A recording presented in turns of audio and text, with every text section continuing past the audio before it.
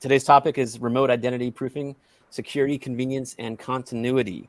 I'm Derek Top. I'm the research director with Opus Research, and yes, very excited to get into this important topic. In an increasingly global and remote services world, we feel it's really important for businesses to start focusing on building and maintaining simple and successful digital onboarding processes. We at Opus have been covering fraud prevention and what we call intelligent authentication for a number of years, and happy to host this webinar with Daon, who's a leader in biometrics and identity assurance. What we've seen, and I'll be the first to bring up the pandemic and the lockdown, but what we've seen just in the past year, and we fielded a research study about, has this accelerated move to digital channels has adding more capabilities to and expectations from people about what they can do through their smartphones, through their electronic devices, had an impact on plans to upgrade or update the mechanisms for user authentication, for security and fraud prevention. There is renewed importance for digital onboarding. The light bulb went on for me that, if you make it easy for people to enter their identifiers or the items that they are going to be authenticated against, so that's taken as a given, you've established the foundation for a lifelong relationship with customers. So the you in this case is, if you're a brand and you make it easy, to gather the documentation that amount to a person's assertion of identity, along with other things, because we can discuss how it maps to a digital wallet, how there's other things like user preferences that should be associated with an identity.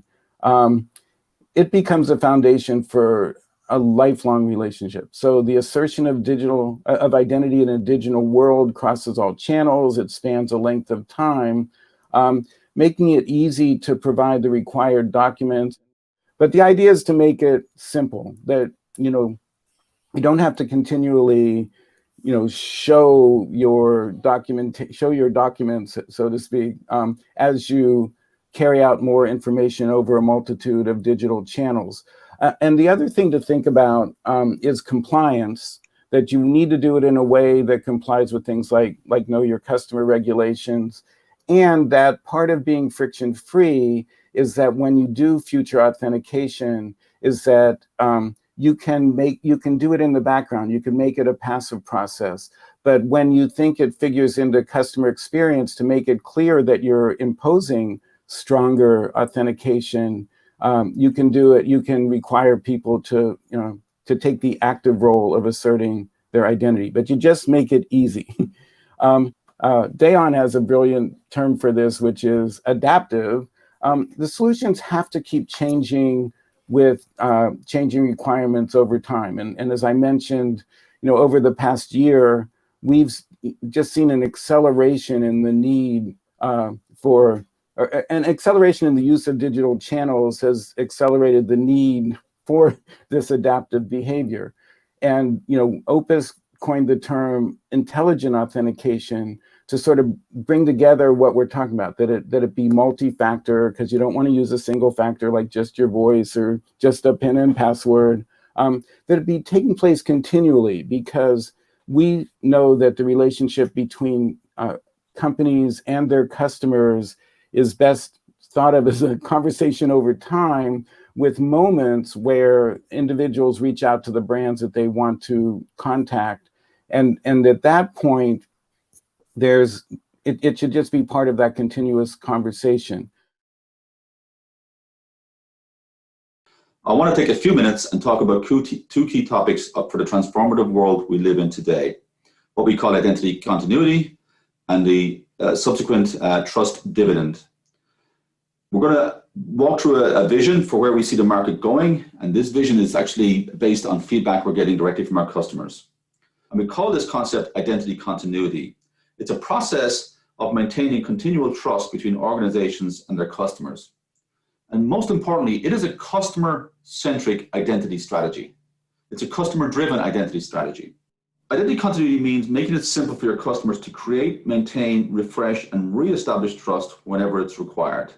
But this necessitates moving beyond the old mindset of scotch taping together single points of verification or separating your identity proofing approach from your customer authentication approach. The identity continuity model results in no security gaps between the systems, no usability gaps, no unnecessary barriers, and you bring in these identity profiles that you have in the organization into a single coherent one, so you don't have these orchestrated stovepipes trying to band-aid the underlying problem. So identity continuity means providing continuity across channels, mobile, web, contact center, etc., across devices, phones, tablets, PCs, connected cars, IoT devices, across authentication factors, face, voice, PIN, SMS, location, and across time or temporal continuity. And when you do this, you can truly minimize friction and optimize the customer experience and gain the much coveted trust dividends. So what you're seeing in this slide is the core architecture of an identity continuity solution. It covers the cyclical journey that spans from new customer onboarding to mobile authentication, web authentication, contact center authentication, in-person authentication, and if necessary, re-verification and account recovery. And even distributed systems, such as you can see with the Bedrock Business Utility and the many different blockchain-based initiatives that we're seeing today. An identity continuity strategy covers all of this. It's not a solution for one component. It's a solution that's a platform to allow you to create offerings across all components of the identity ecosystem. And what this gives you, in addition to better security and usability, is a single seamless view of your customer, which lets you personalize and continuously optimize the customer experience over time. Trust is something that's hard won and easily lost, but the power of identity continuity is to maintain that trust relationship even as the underlying channels, mechanisms, and technologies evolve. In other words, it enables this trust for life.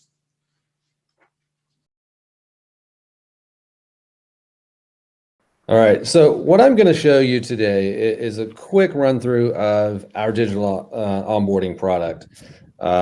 So we support, of course, a lot of different capabilities for digital onboarding. I'm going to show you a fairly basic, account creation process. Now we can use this in a number of different ways. The phone number itself can actually be used as part of the ID proofing process. In this case, I'm also going to use a phone number to basically transfer this session to my mobile device. So you can see here that I have a message. I have transferred that to my mobile device. So if I pull this up, I've got a text message now that I can basically just click a link and continue my process here on the mobile device. So again, make it easy for the customer to use whichever device or process that they feel the most comfortable with. So the very first step here is we're going to take a selfie. So pretty simple. We're all getting pretty good at these days. So this selfie is going to be used again in a number of different ways. One is, of course, we're going to use the face from the selfie to match against the face that we extract off of the document. So part of that ID proofing step. So what I'll do here is capture both the front and the back. Quick little demonstration there just to be very clear on kind of what we're doing.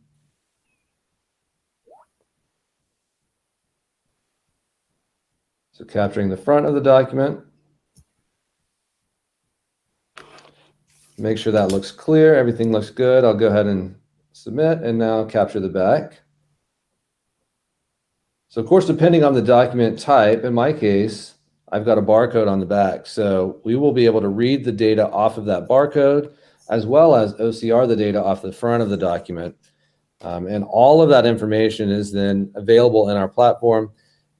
So what I'm going to do now is I'm going to log into the administration console here and show you the results of what we just captured.